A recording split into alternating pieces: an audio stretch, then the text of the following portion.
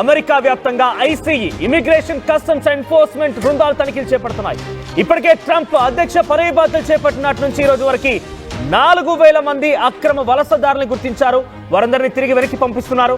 మీకు ఒక సంగతి చెప్పాలనుకుంటున్నాను. బ్రెజిల్ కి అక్రమ వలసదారులుగా వచ్చినటువంటి బ్రెజిల్ వాసులని, అమెరికాలో ఉన్న వారందరినీ కూడా 88 మందిని గుర్తించినటువంటి ట్రంప్ సర్కార్ వారందరినీ కూడా ఒక ప్రత్యేక విమానాలలో చేతులకి సంఖ్యలేసి కనీసం ఏసీ కూడా ఆన్ చేయకుండా, నీళ్లు దొరకకుండా, వారికి ఎటువంటి ఆహారం లేకుండా 88 మందిని బ్రెజిల్లో డ్రాప్ చేశారు.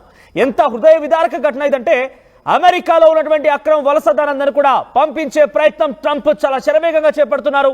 దేశమంతటా ఐసీఈ బృందాలు తనిఖీలు చేపడుతున్నాయి. ఇళ్లలోకి వెళ్లి మరి అక్రమార్కులు అక్రమంగా వచ్చారని కనుక గుర్తిస్తే బయటికి లాక్కొచ్చి వారిని తిరిగి పంపించే ప్రయత్నం చేస్తున్నారు. ఇవాళ ఒక్క రోజులోనే సుమారుగా 1000 మందికి పైగా అరెస్ట్ చేశారు. ట్రంప్ అధ్యక్ష పదవి బాధ్యతలు చేపట్టినట్టు నుంచి ఈ రోజు వరకు సుమారుగా 5,000 మందిని అక్రమ వలసదారులు గుర్తించారు. వీరందరినీ కూడా అక్రమ వలసదారులు, క్రిమినల్స్ కోసం ప్రత్యేక బృందాలు రంగంలోకి దిగాయి.